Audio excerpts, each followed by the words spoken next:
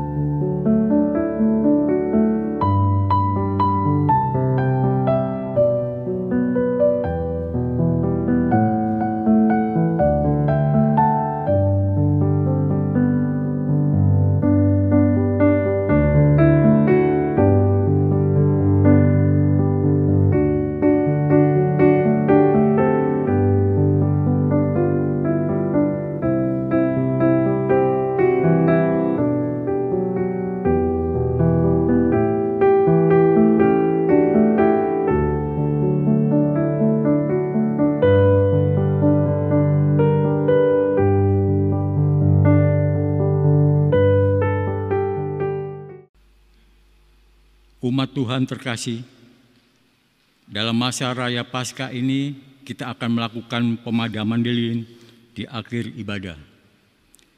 Hari ini merupakan minggu Prapaskah terakhir dan kita akan segera menyambut rangkaian Pekan Suci. Marilah mempersiapkan hati dan pikiran kita untuk ibadah Prapaskah ke-6.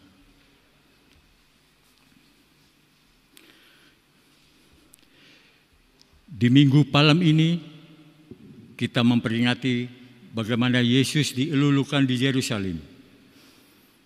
Pada waktu itu Yesus menyuruh murid-muridnya mengambil seekor keledai. Para murid mengalasi keledai tersebut dengan pakaian mereka. Setelah itu Yesus menungganginya memasuki kota. Banyak orang menyambut Yesus dengan menghamparkan pakaiannya dan ranting-ranting hijau di jalan. Berserulah mereka yang berjalan mengikuti Yesus.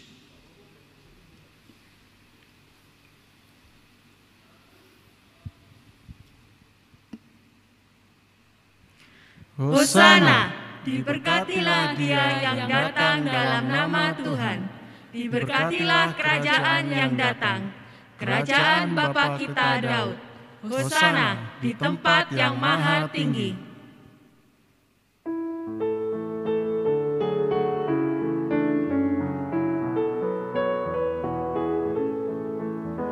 Hosana, Hosana, Hosana, Hosana, pujilah terus, nyanyikanlah syukur kepada Yesus Penaserat.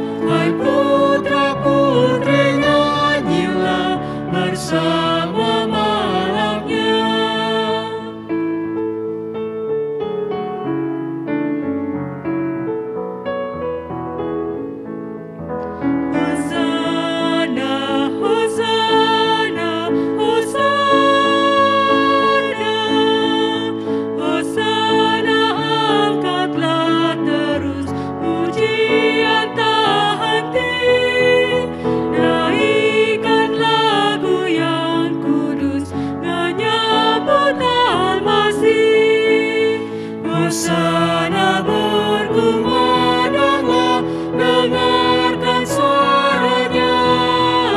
Hai putra-putri nyanyilah bersama malaknya. Hai putra-putri nyanyilah, suaramu mengangkatlah. Hai putra-putri nyanyilah bersama malaknya.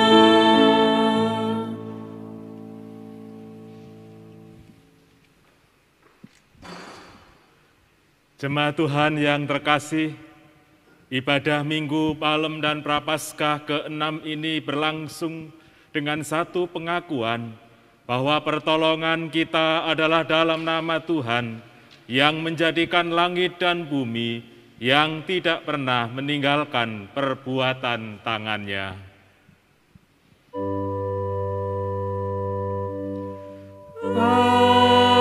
Amin, amin, amin.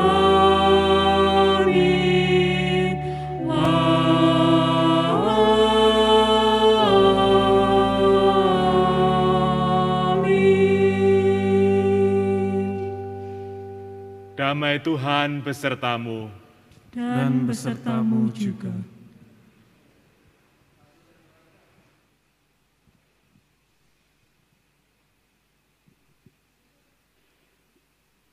Minggu ini kita akan bersama-sama merenungkan sebuah tema, tetap mengasihi walau dikhianati. Setiap kita pasti merasakan sakit hati maupun patah hati karena dikhianati oleh orang yang dekat dengan kita. Yesus pun tak luput dari sebuah pengkhianatan yang bahkan datang dari muridnya yang ia percayai. Namun Yesus tetap mengasihi muridnya tersebut dengan tulus dan tanpa syarat. Apakah kita juga bersedia meneladani sikap Yesus yang tetap mengasihi walau dikhianati?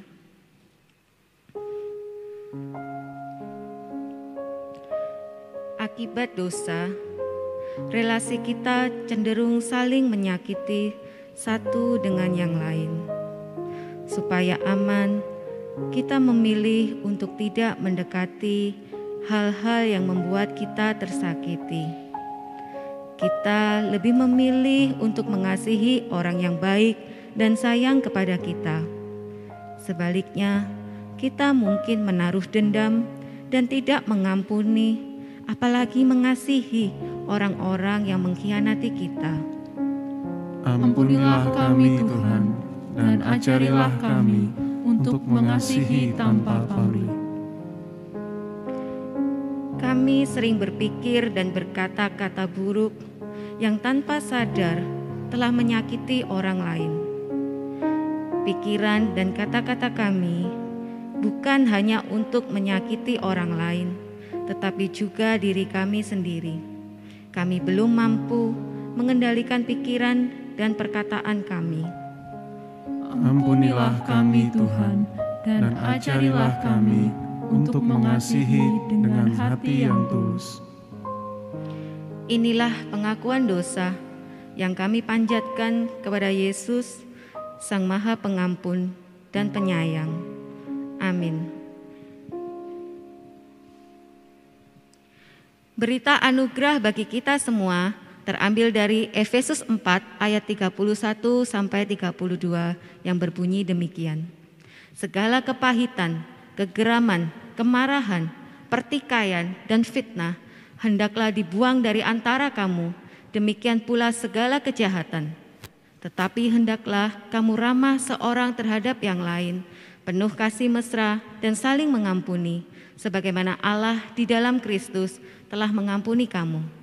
Demikianlah berita anugerah dari Tuhan. Syukur kepada Allah.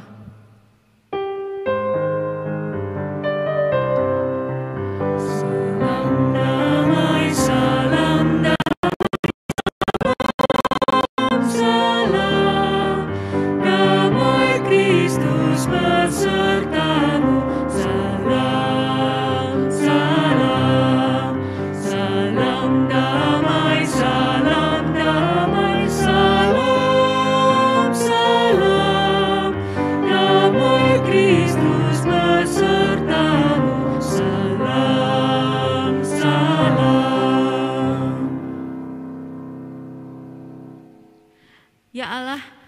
Sungguh kasih-Mu teramat besar selalu menemani kami sepanjang waktu.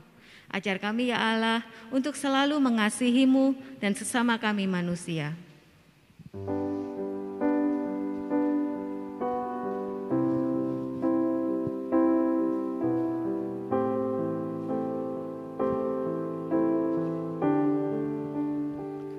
Ya Allah, kasih-Mu besar, lebih besar dari segala, tiada terduga dalamnya, tiada terjangkau luasnya. Ya Yesus, kasih-Mu besar, lebih besar dari segala, hidup kekal Engkau beri, dan aku hidup berseri. Dalam doa aku bersyukur atas limpah kasih-Mu. Ajar aku mengasihi-Mu dan sesama manusia. Rasakan kasih Allah yang begitu besar dan pujilah Dia yang memberikan hidup kekal pada kita. Ya Allah, kasih-Mu besar, lebih besar dari segala, tiada terduga dalamnya, tiada terjangkau luasnya. Ya Yesus, kasih-Mu besar, lebih besar dari segala, hidup kekal Engkau beri, dan aku hidup berseri. Dalam doa aku bersyukur atas limpah kasih-Mu. Ajar aku mengasihi-Mu dan sesama manusia. Dalam doa aku bersyukur atas limpah kasih-Mu. Ajar aku mengasihi-Mu dan sesama manusia, dan sesama manusia.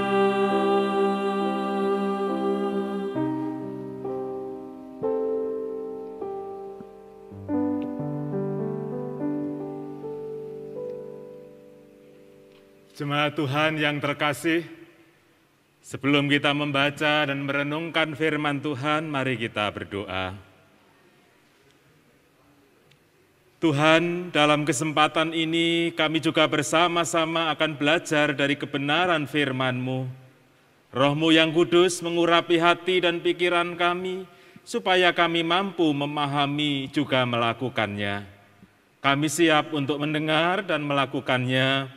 Karena itu, berfirmanlah, di dalam nama Tuhan Yesus Kristus, Sang Firman yang hidup, kami berdoa.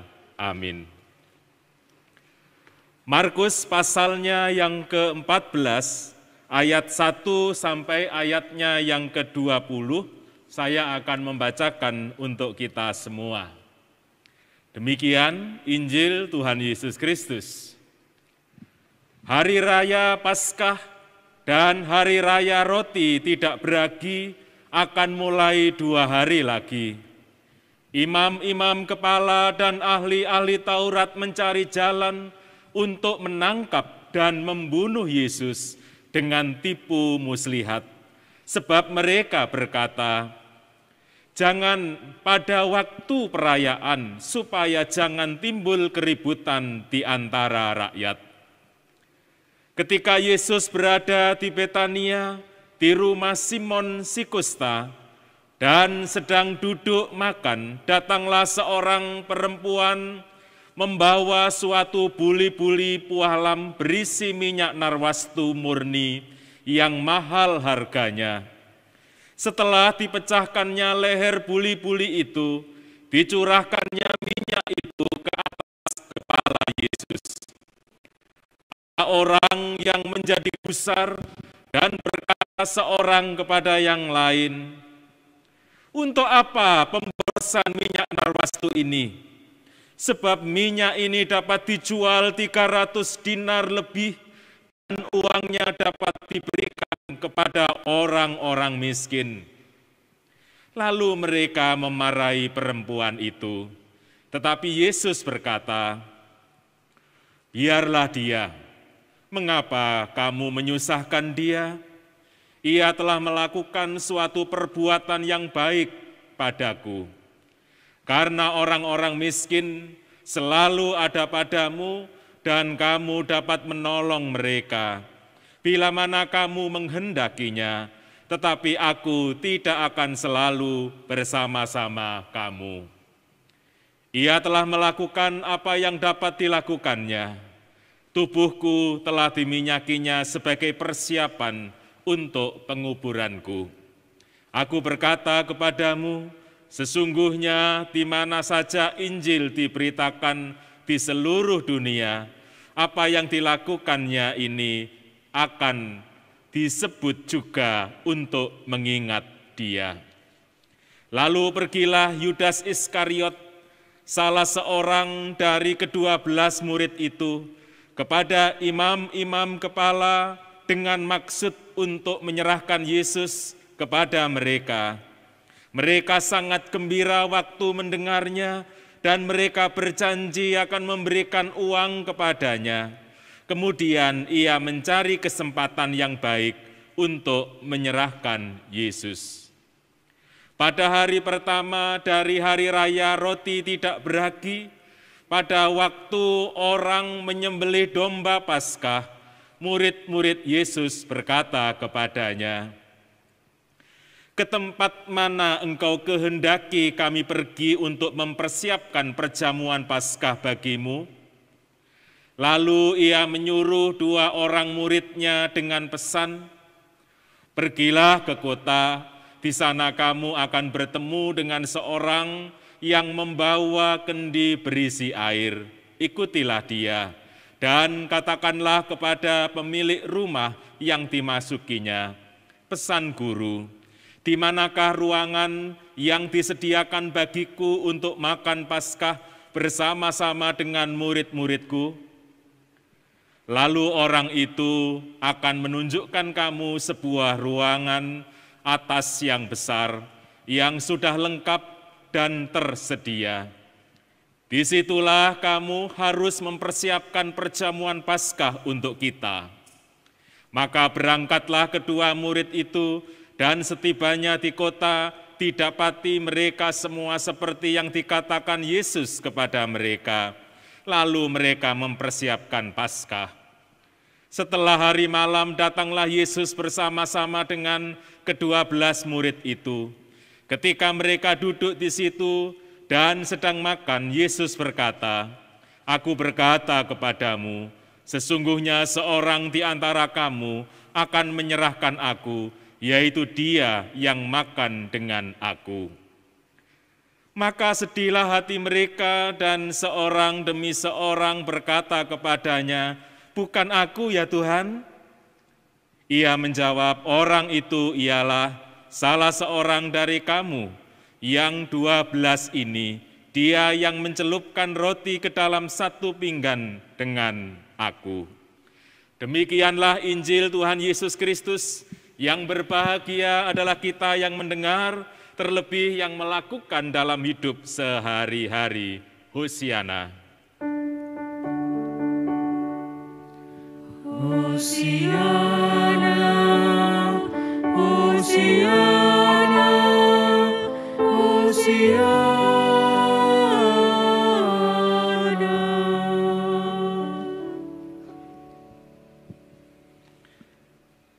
Jemaat Tuhan yang terkasih, pernahkah dikhianati? Pertanyaan saya sederhana ya. Pernahkah dikhianati? Dikhianati orang-orang yang kita kasihi. Dikhianati oleh kekasih-kekasih kita, sahabat kita. Pernahkah? Tema saudara saat ini itu cukup sulit ya.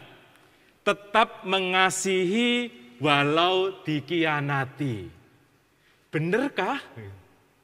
Tetap mengasihi walau dikhianati. Pernahkah sahabat kita mengkhianati kita? Rekan bisnis kita mengkhianati? Pernahkah orang-orang terdekat, suami, istri, saudara mengkhianati kita? Oke, yang pernah mengalami dikhianati, bagaimana sikap saudara saat itu? Yang belum pernah dikhianati, jangan minta dikhianati ya. Bagaimana sikap saudara saat dikhianati? Marah, benci, mendendam, terluka sampai sekarang. Mari kita belajar dari Tuhan Yesus, bagaimana harus merespon orang-orang yang melukai kita. Tuhan Yesus pernah mengalami orang yang melakukan nampaknya baik dan sangat religius, orang yang mengkhianati itu nampaknya sangat alim, memikirkan orang lain. Saudara lihat di dalam Markus pasal 14 tadi, ayatnya yang keempat dan ayatnya yang kelima. Buat apa pemborosan? Kalau itu dijual sekian dinar, dan kalau itu diberikan orang miskin, itu akan menjadi sesuatu yang luar biasa. Saudara, kalau saudara membandingkan dengan Yohanes pasalnya yang ke-12, ayat 4 dan ayatnya yang ke-5, bahwa secara eksplisit di sana disebutkan yang mengkhianati itu adalah Yudas, ya. Orang yang dimaksudkan itu adalah Yudas. Ternyata Yudas bukan karena ia memikirkan orang lain, tetapi karena di situ dikatakan hal itu dikatakannya bukan karena ia memperhatikan nasib orang-orang miskin, melainkan karena ia adalah seorang pencuri. Ia sering mengambil uang yang disimpan dalam kas yang dipegangnya. Nah, saudara-saudara, bahwa orang bisa menutupi segala kejahatannya dengan sesuatu yang nampaknya itu sangat religius. Yudas selalu ada dalam komunitas. Ia ada bersama-sama. Yesus pernah mengalami dan yang melakukan adalah orang yang nampaknya baik, orang yang nampaknya saleh, orang yang selalu ada dalam komunitasnya, orang yang dekat dengan Yesus. Rupanya kedekatan fisik dan hal-hal yang nampaknya saleh secara lahiriah tidak secara otomatis itu menampakkan hatinya. Bagaimana sikap Yesus? Saudara-saudara, ketika Yesus tahu di antara murid-muridnya akan mengkhianatinya, Yesus terus mengingatkan dan berharap bahwa orang itu menyadari pengkhianatannya. Yesus dengan sabar menantikan pertobatannya. Pertobatan bukan sesuatu yang dipaksakan, pertobatan bukan karena kepepet, bukan karena terdesak, bukan karena tidak ada pilihan lain. Pertobatan kalau dari kata Yunaninya metanoia, itu sikap hati yang menyesal karena telah berpikir, berkata, berbuat yang bodoh, yang jahat. Pertobatan itu adalah mengambil keputusan untuk berubah, mengubah pikiran, mengubah tindakan-tindakan yang salah. Pertobatan itu adalah penyesalan dan kesadaran.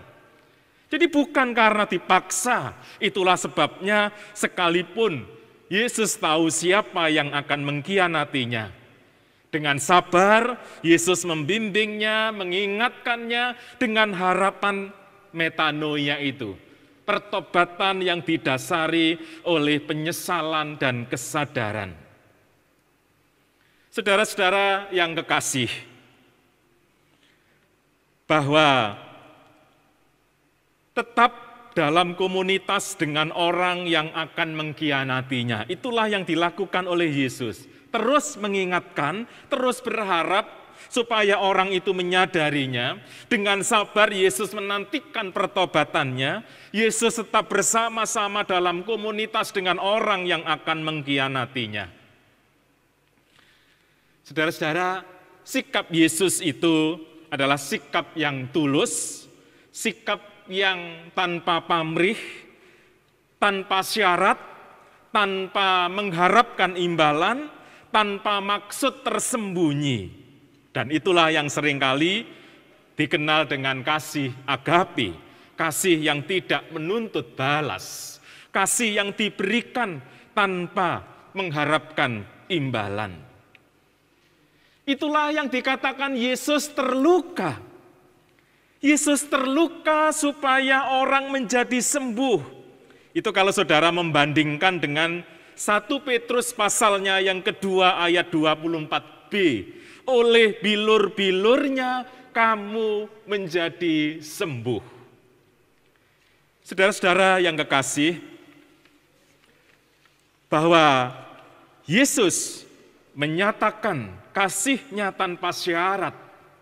Ia berharap bahwa terjadi pemulihan, terjadi kesadaran, terjadi penyesalan. Tetapi rupanya Yudas terus mengeraskan hatinya. Tetapi Yesus dengan tulus terus membimbingnya, mengingatkannya. Yesus dengan tulus ingin melihat satu perubahan. Saudara-saudara yang terkasih, pertanyaannya adalah, mengapa harus tetap mengasihi mereka yang melukai kita? Mengapa harus tetap mengasihi mereka yang melukai kita? Seperti Yesus yang tetap mengasihi sekalipun ia dikhianati. Saudara-saudara, mengapa kita harus tetap mengasihi mereka yang melukai kita? Pertama adalah itulah ajaran Yesus dan teladan yang diberikan oleh Yesus. Mari kita bandingkan dengan Matius pasalnya yang ke-5. Saya akan membacakan ayat 38 dan ayatnya yang ke-39. Demikian firman Tuhan. Kamu telah mendengar firman, mata ganti mata dan gigi ganti gigi. Tetapi aku berkata kepadamu, janganlah kamu melawan orang yang berbuat jahat kepadamu, melainkan siapapun yang menampar pipi kananmu, berilah juga kepadanya pipi kirimu. Saudara-saudara, bahwa pengkhianatan itu tidak harus dibalas dengan pengkhianatan. Kekerasan itu tidak harus dibalas dengan kekerasan. Yesus mengajarkan kita untuk kreatif dalam merespon apa yang dilakukan orang lain. Jadi tindakan kita bukanlah respon atas tindakan orang lain kepada kita. Tetapi tindakan kita adalah didasarkan pada apa yang Tuhan Yesus ajarkan dan teladankan dalam hidup kita. Itulah kasih yang tulus. Itulah kasih yang tidak mengharapkan imbalan. Itulah yang mesti harus kita lakukan. Tindakan kita didasarkan pada iman kita kepada Tuhan Yesus. Tindakan kita bukan respon atas tindakan orang lain. Ajaran dan teladan Tuhan Yesus Kristus menegaskan kepada kita tentang apa yang mesti harus kita kerjakan di sini. Bahwa Yesus mengajari kita untuk kreatif. Memang dalam hukum Taurat, mata ganti mata dan gigi ganti gigi. Memang adil. Sekali memukul maka kita balas memukul, sekali maka adil. Tapi yang adil belum tentu baik.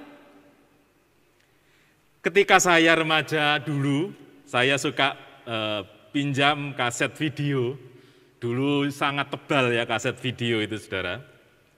Mungkin anak-anak remaja sekarang sudah tidak mengenalnya lagi.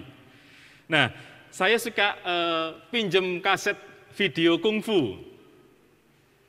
Seluruh kaset video kungfu itu satu hal yang hampir semuanya sama. Ketika ada seorang guru dibunuh oleh guru yang lain dan guru yang mati ini punya murid, maka apa yang dilakukan oleh muridnya? Dia membalaskan kematian gurunya kepada orang yang membunuh gurunya. Lalu guru itu juga punya murid, maka murid itu belajar keras, lalu membalaskan kematian gurunya, dan itu tidak pernah berhenti. Terus balas membalas. Adil, mata ganti mata, gigi ganti gigi, tapi itu tidak menyelesaikan persoalan. Itu sebabnya Yesus mengajari kita untuk kreatif. Sulit, iya harus diakui. Tetap mengasihi orang yang mengambil kekasih kita itu tidak mudah. Tetap mengasihi orang yang mengkhianati kita dalam bisnis itu juga tidak mudah. Itu sangat sulit. Itulah sebabnya Yesus mengajarkan.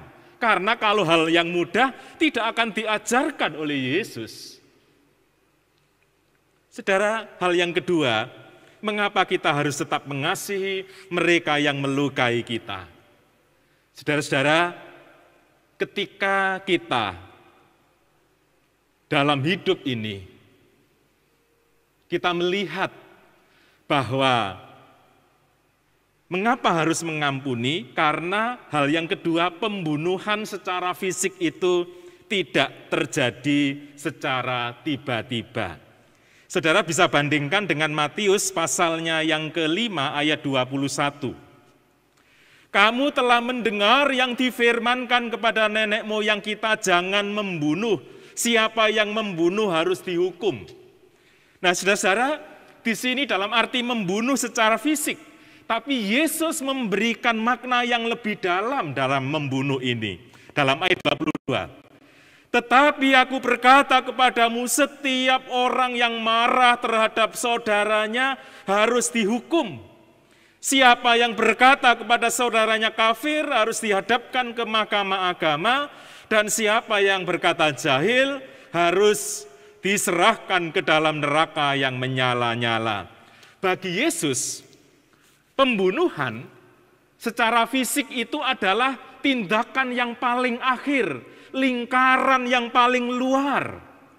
Jauh sebelum itu terjadi, pembunuhan fisik itu, sesungguhnya pembunuhan itu sudah terjadi saat apa? Kita marah, dikatakan di sini, ayat 22. Setiap orang yang marah dalam arti di sini luapan kebencian, dendam. Bukan marah ketika saudara kuliah pamitnya, tetapi ternyata bolos terus, orang tua marah. Bukan marah dalam arti itu, tapi marah sebagai luapan kebencian, dendam. Pembunuhan itu sudah dimulai di sana. Saudara ingat kisahnya Yusuf. Mengapa Yusuf itu mau dibunuh saudara-saudaranya? Mengapa ia mau dibinasakan? Kalau saudara membandingkan kisah itu sebagai contoh apa yang dikatakan oleh Yesus ya di Kejadian pasal 37. Pembunuhan secara fisik itu, keputusan itu tidak terjadi tiba-tiba.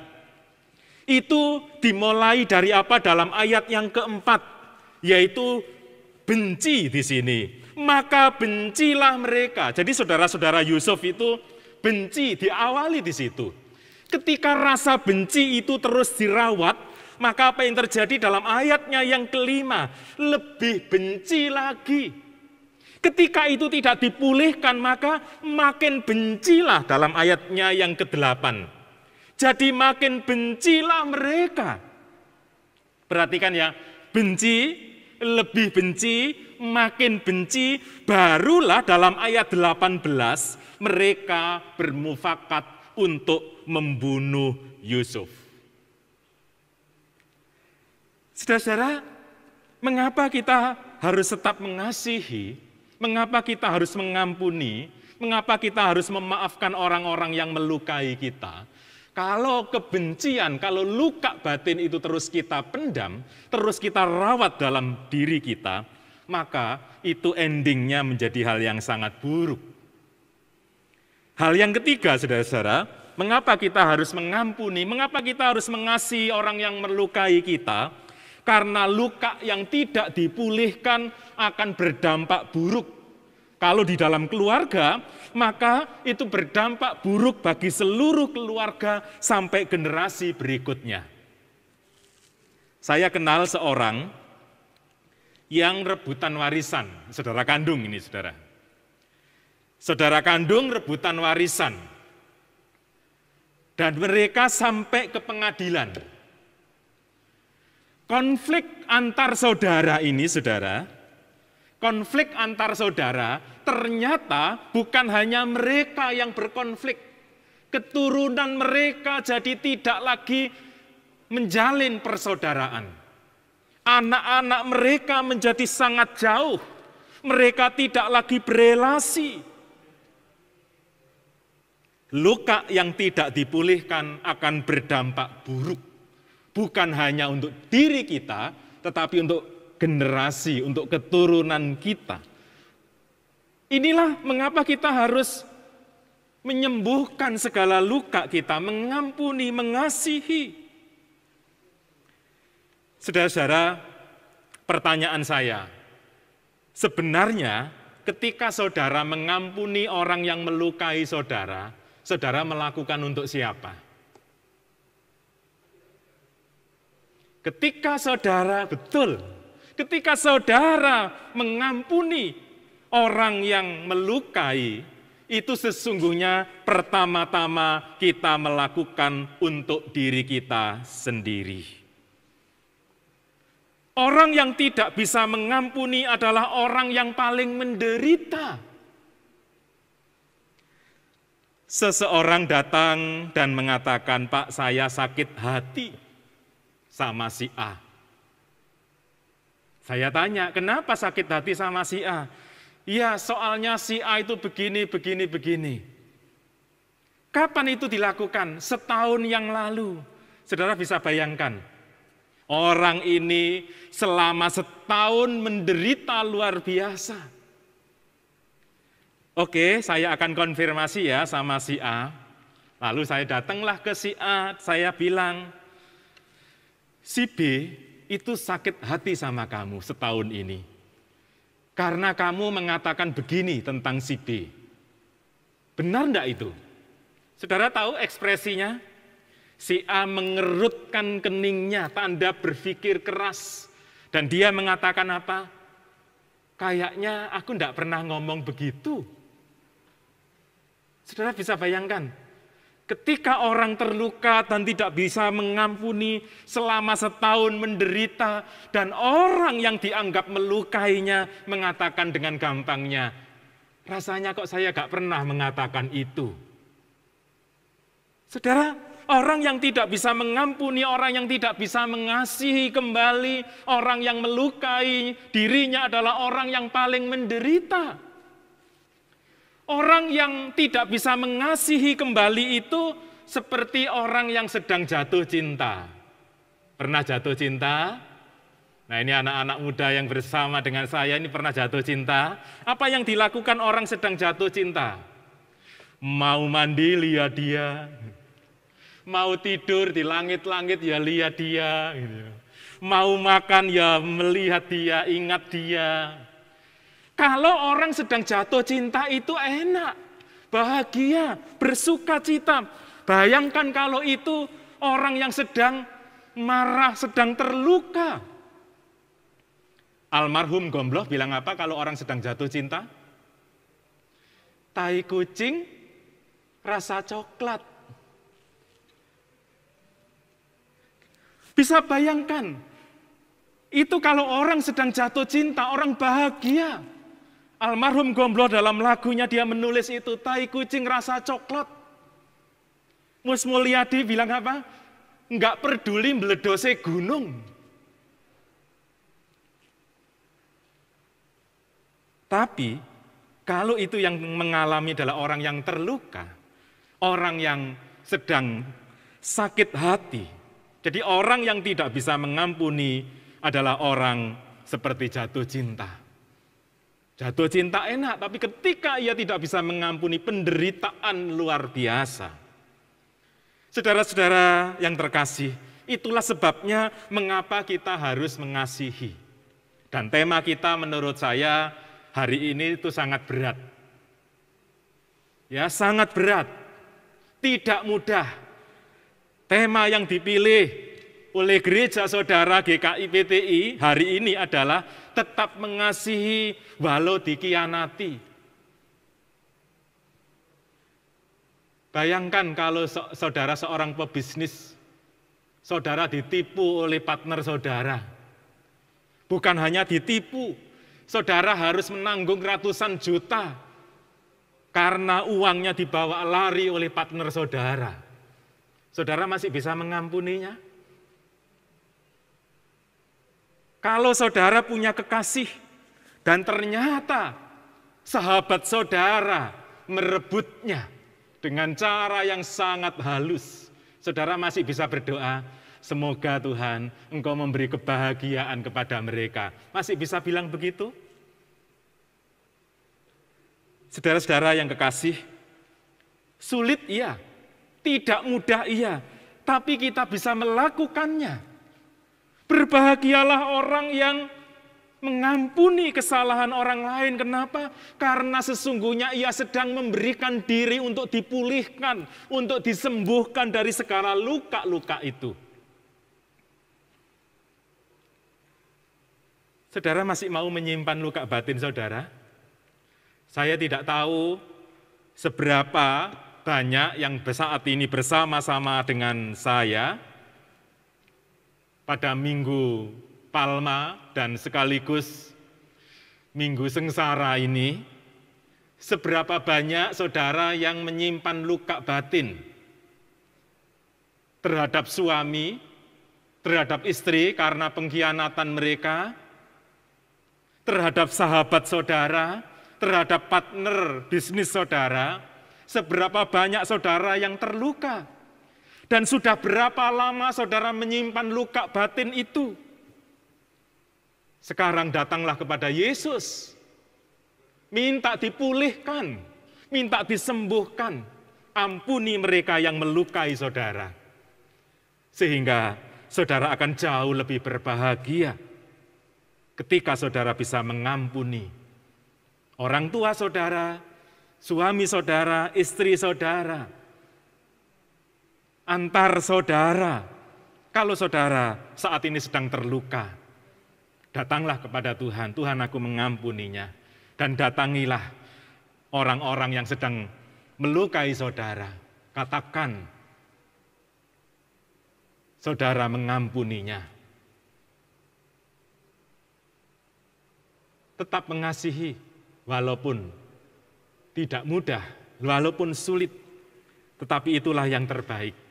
Kita akan jauh lebih berbahagia kalau kita memulihkan dan memberikan diri untuk disembuhkan oleh Tuhan Yesus. Jangan terus menyimpan kepahitan saudara. Itu akan menjadi penderitaan yang panjang untuk saudara. Tuhan rela terluka supaya kita sembuh. Ketika kita datang kepada orang yang melukai kita, mungkin gengsi kita dan lain sebagainya, kita kurbankan. Bayangkan seperti Tuhan yang terluka, supaya kehidupan kita dipulihkan kembali. Tuhan memberkati. Amin.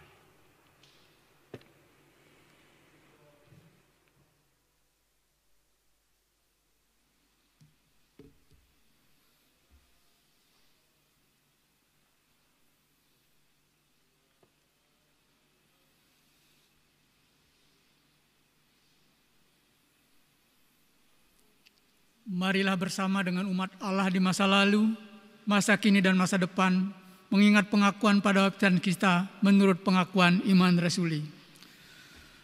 Aku percaya kepada Allah, Bapa yang Maha Kuasa, Kalib langit dan bumi, dan kepada Yesus Kristus Anaknya yang tunggal Tuhan kita, yang dikandung dari Roh Kudus, lahir dari anak darah Maria, yang menderita sengsara di bawah pemerintahan Pontius Pilatus, disalibkan, mati dan dikuburkan, turun ke dalam kerajaan maut.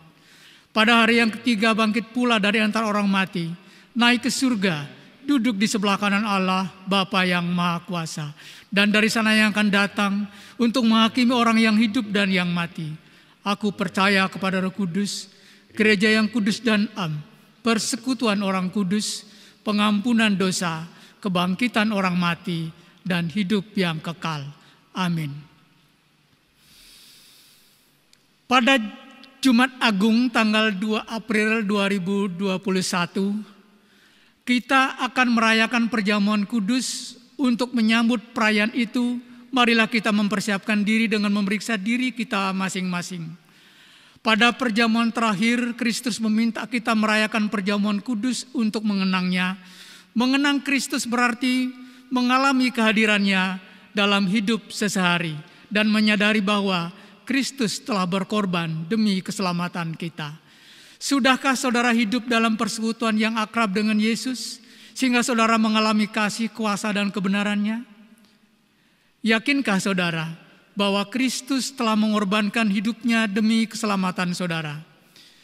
Pada perjamuan terakhir, Kristus memecah roti dan mengangkat cawan, lalu membagikannya pada murid-muridnya.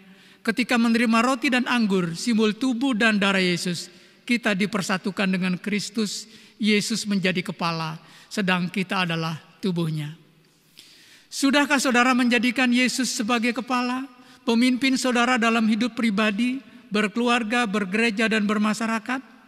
Sudahkah saudara hidup dalam kasih dengan saudara seiman yang adalah sesama anggota tubuh Kristus? Dengan makan roti dan minum air anggur, kita dipersatukan dalam kematian dan kebangkitan Kristus.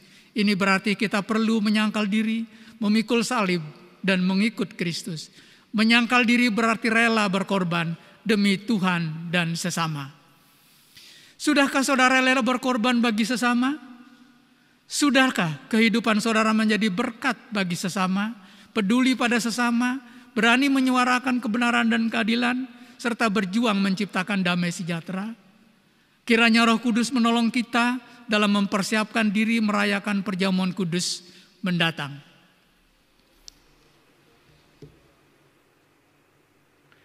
Jemaat Tuhan yang terkasih, mari kita menaikkan doa-doa kita. Tuhan, mampukanlah kami untuk berhenti dari luka-luka batin kami, dan kami melangkah dengan langkah yang baru, mengampuni dan mengasihi mereka yang melukai kami, sehingga hidup kami akan menjadi berbahagia karena kami hidup di dalam kasih Kristus.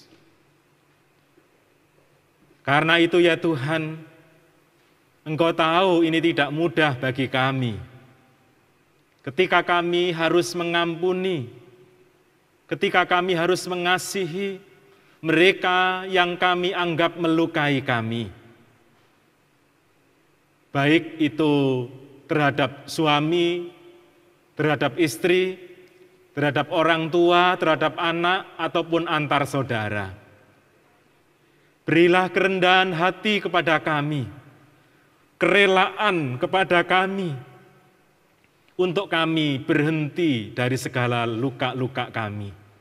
Dan kami memulai kehidupan dalam kasih Kristus, sehingga kehidupan kami dipulihkan kembali.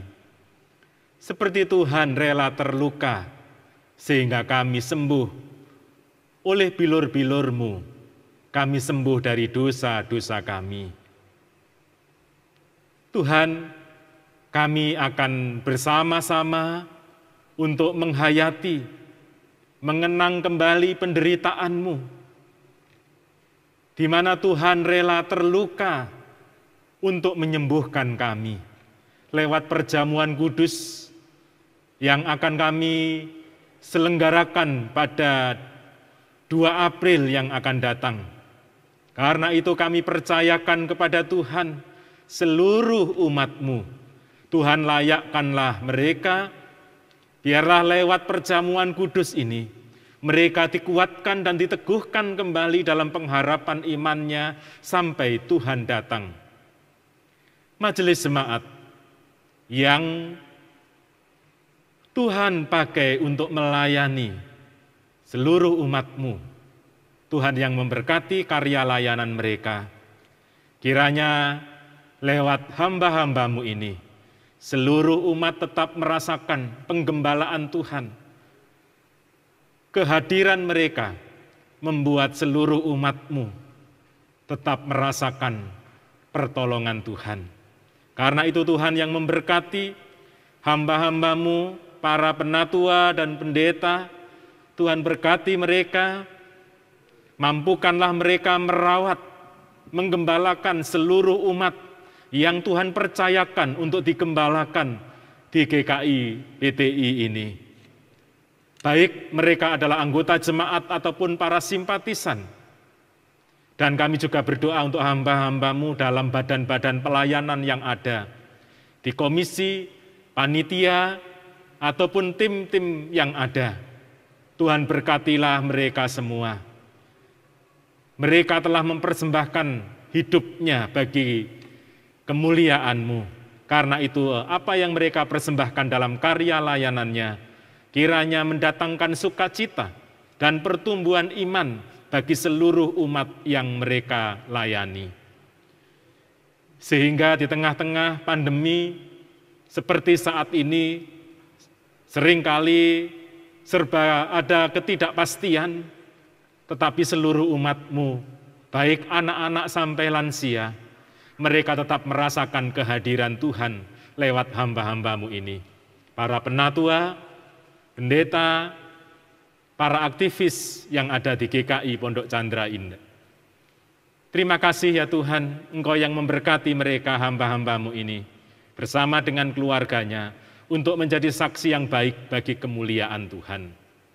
Tuhan, kami berdoa untuk program-program yang ada, kiranya Tuhan yang memampukan untuk hamba-hamba-Mu di sini untuk terus berinovasi, untuk terus kreatif dalam membuat program-program di tengah-tengah pandemi COVID-19 ini, sehingga seluruh umat-Mu senantiasa boleh digembalakan dengan baik.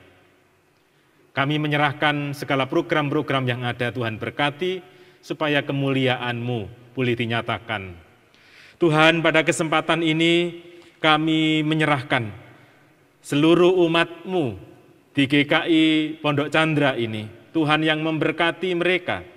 Kami berdoa untuk relasi dalam keluarga jika ada di antara mereka yang sedang mengalami ketidakharmonisan, kiranya Tuhan yang memulihkan.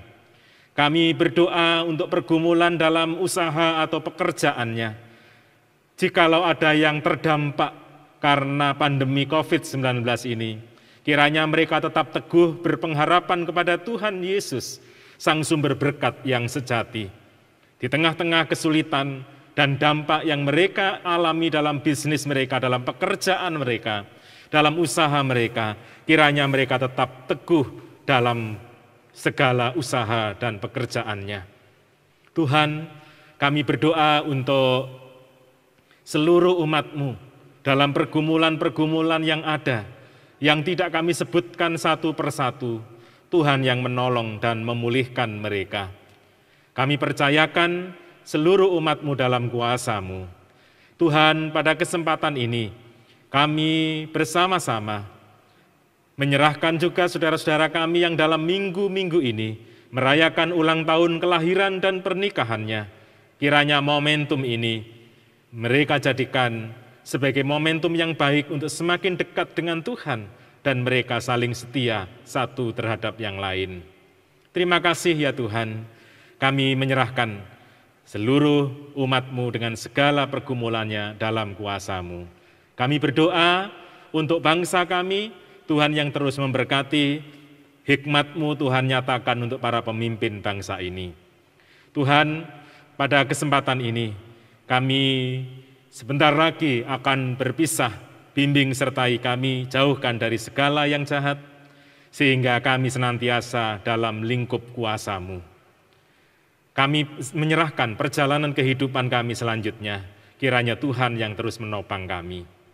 Doa kami dalam ungkapan syukur dan permohonan ini, kami naikkan dalam satu nama Tuhan yang hidup, Sang Sumber berkat kami, yaitu Tuhan Yesus Kristus yang mengajar kepada kami berdoa.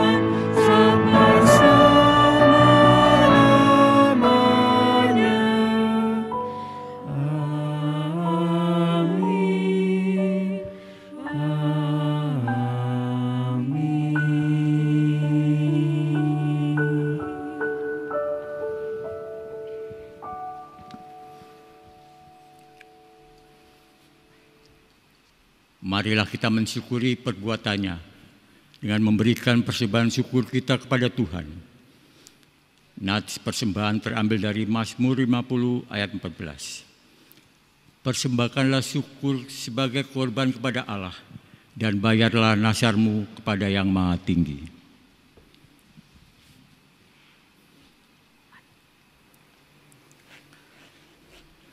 Umat dapat memberikan persembahan dalam amplop dan diserahkan ke gereja pada jam kerja, transfer ke rekening gereja, atau dapat melalui media online yang diinginkan dengan cara scan QR code yang tertera pada layar. Mari bawa dan berikan persembahan kita bagi Tuhan.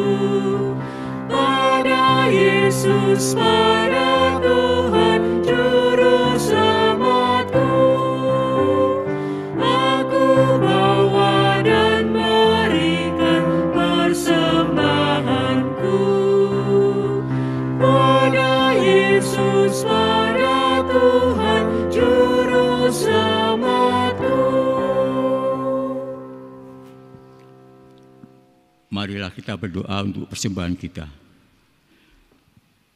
Tuhan Yesus, Allah Bapa kami mengucap syukur Bapa, kalau siang hari ini kami belum beribadah.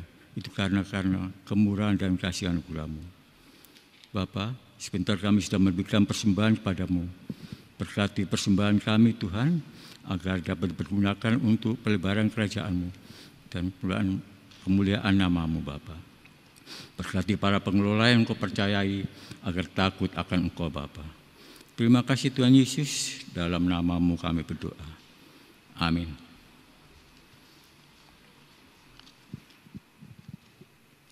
Mengasihi meski dikhianati memang tidak mudah, tetapi Tuhan telah memberikan teladan kepada kita tentang kasih yang tulus dan tanpa syarat. Marilah kita menjadi kawan yang selalu membagikan kasih-Nya.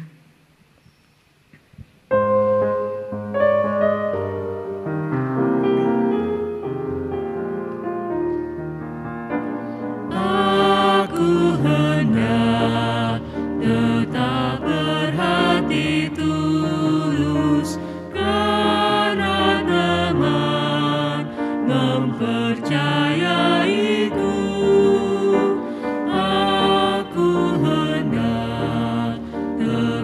Berjalan lurus karena teman telah mengasihiku, karena teman telah mengasihiku. Aku hendak tetap menjadi kawan bagi yang hatinya penat sendu, dan kasihku ingin terus ku bagikan serta iman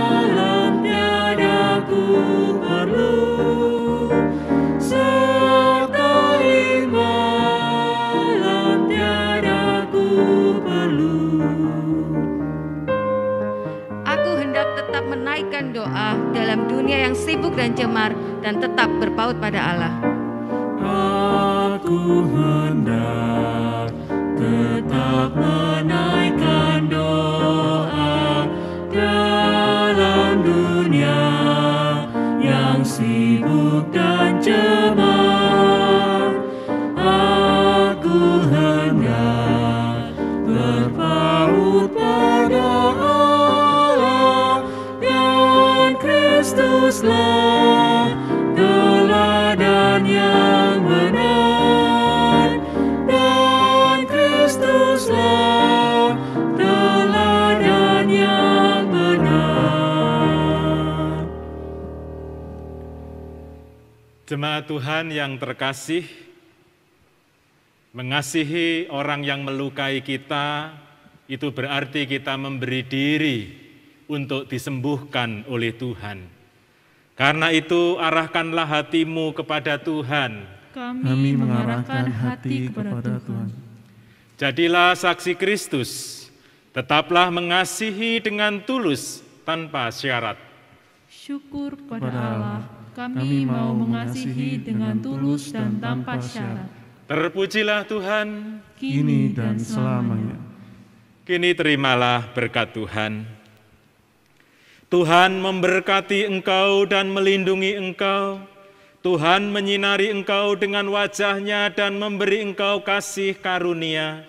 Tuhan menghadapkan wajah-Nya kepadamu dan memberi engkau damai sejahtera.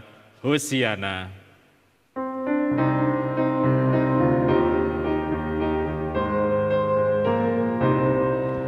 Hosiana, Hosiana, Hosiana, Hosiana, Hosiana, Hosiana, amin. Hosiana, Hosiana, Hosiana, Hosiana, Hosiana, Hosiana, amin.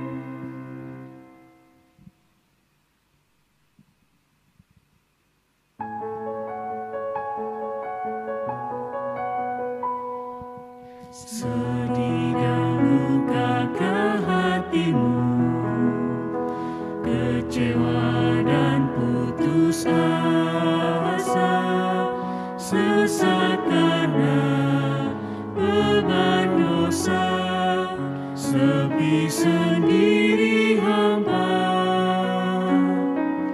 Apakah kau mencari kasih? Rindukah damai di hati, sembuh dari kehilangan pedih, bebas dari anggu diri.